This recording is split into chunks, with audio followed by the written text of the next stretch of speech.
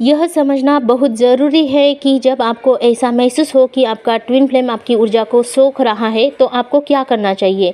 सबसे पहले यह समझना महत्वपूर्ण है कि ट्विन फ्लेम जर्नी में ऊर्जा का आदान प्रदान बहुत गहरा होता है।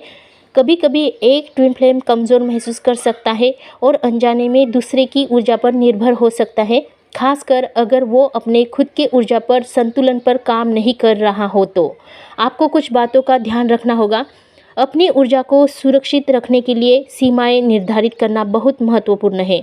इसका मतलब यह हो सकता है कि आप अपने ट्विन के साथ बिताए जाने वाले समय को लिमिटेड करें, सीमित करें, या बातचीत के दौरान अपनी भावनाओं को नियंत्रित करें।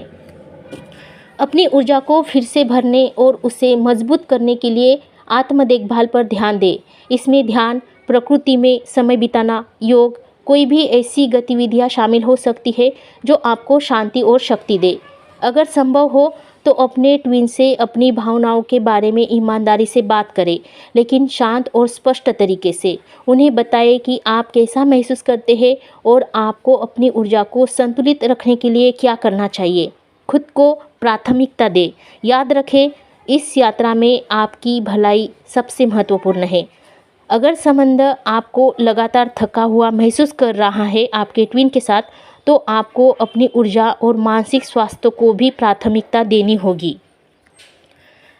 यह दूरी बनाने या ऊर्जा को स्रोत से अलग होने का समय हो सकता है आपके लिए, जो उनके साथ थका हुआ आपको महसूस कर रहा है, जो आपको नकारात्मक ऊर्जा से प्रभावित कर रहा है। तो संक्षिप्त में, आपको अपनी सीमाओं को पहचानना है, अपनी ऊर्जा को रिचार्ज करना है और ज़रूरत पड़ने पर आपको उनसे कम्युनिकेशन करना है, संवाद साधना है।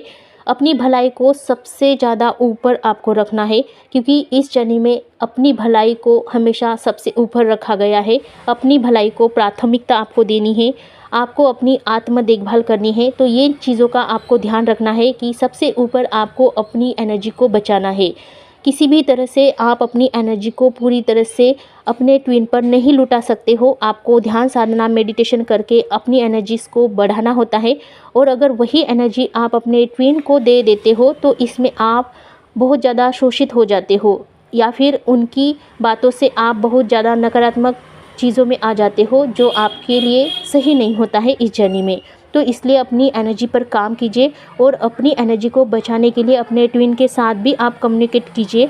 अगर आप उनके साथ नकारात्मक महसूस कर रहे हैं, तो अपने बारे में उन्हें ठीक से बताइए कि आप कैसे महसूस कर रहे हो और किस तरह से आपकी एनर्जी काम कर रही है इस जर्नी में। तो आप उन्हें क्लियर बात